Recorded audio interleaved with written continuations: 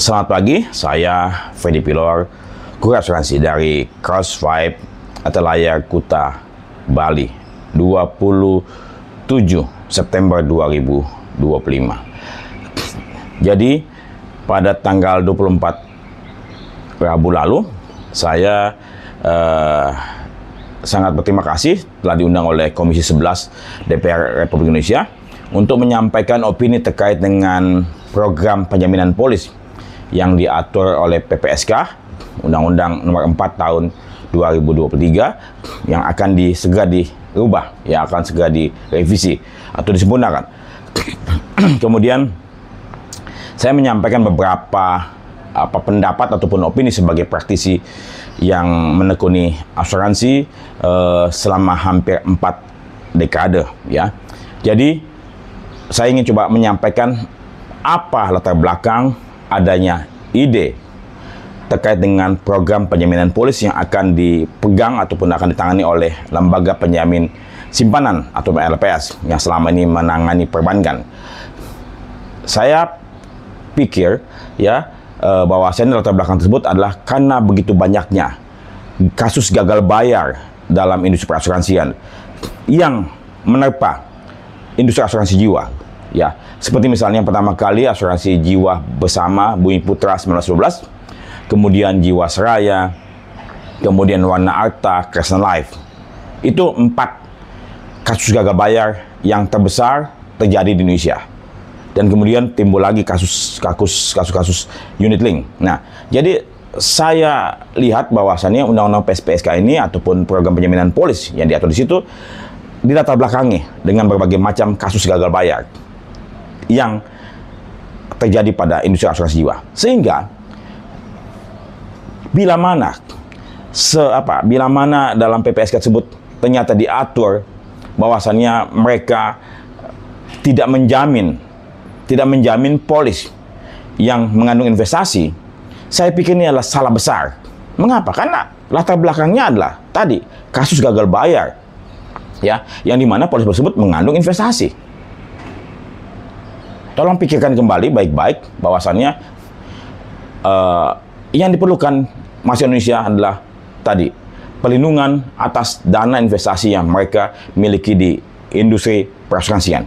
Kalau seandainya anggota Komisi 11 menyatakan bahwa kami tidak bisa menanggung investasi karena itu kan risiko investasi naik turun kan, coba kita tanyakan kembali, LPS perbankan yang menjamin deposito, apakah itu bukan investasi? Tolong Anda jawab dengan hati yang jujur. Deposito di perbankan yang dimiliki oleh masyarakat Indonesia, apakah itu bukan investasi? Jadi apa bedanya seseorang menabung ataupun berinvestasi di perbankan dengan tadi memiliki deposito, kemudian mereka menabung endowment, dwiguna, yang mengandung investasi, yang dia punya returnnya sama, maksudnya dijamin oleh perusahaan asuransi, tetap tidak fluktuatif, bukan unit link, ini endowment. Kemudian juga ada whole life yang dan investasinya tidak seberapa, ya. Apakah ini tidak mau dijamin? Saya pikir ini adalah salah besar, ya, karena perbankan menjamin investasi, mestinya perasuransian pun juga menjamin investasi. Seandainya produk unit link mau dikecualikan, mau dikecualikan karena fluktuatif dia punya investasi, silahkan. Tapi paling tidak setidaknya produk whole life dan produk endowment atau dwiguna itulah minimal yang dijamin oleh program penjaminan polis.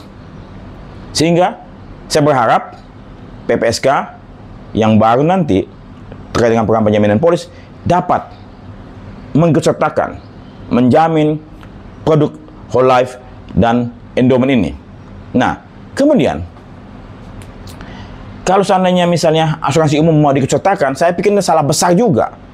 Asuransi umum bukan permasalahan, bukan persoalan selama ini.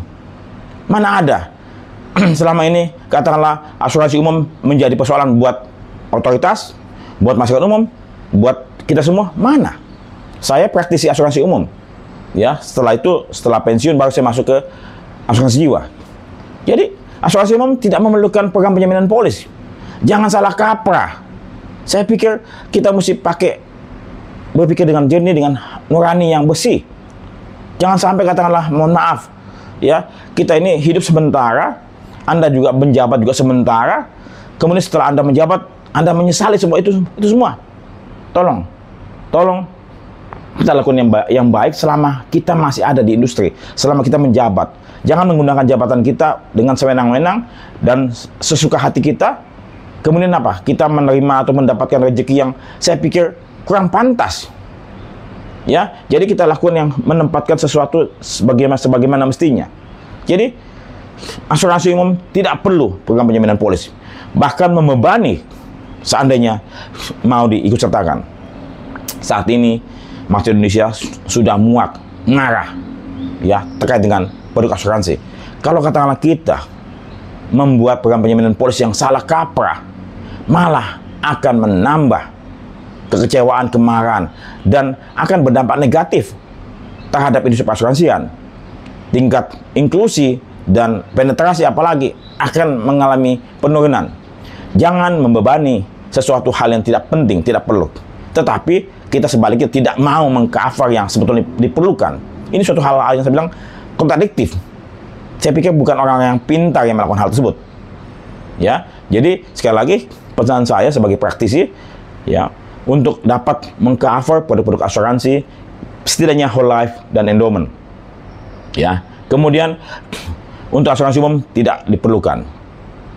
Semoga kita semua dapat melakukan hal terbaik selama kita masih ada, dan khususnya buat para praktisi senior perasuransian dan sahabat juga perasuransian, tolong Anda speak up, bicara. Jangan cuma hanya, mohon maaf, cari aman. Anda cari makan dari industri perasuransian selama puluhan tahun. Anda punya hutang budi terhadap industri ini. Jangan sampai Anda, mohon maaf, sekali lagi, hanya cuma numpang makan tapi tidak pernah membalas kembali. Saya Fedi Pilwar, supaya Anda semua, kita semua dapat melakukan kebaikan, membayar kembali semua kebaikan yang telah kita terima dari industri perasuransian. Selama ini yang kita terima untuk memberi makan kepada pasangan kita, anak-anak kita. Saya Fedi Pilwar, Kurir Asuransi.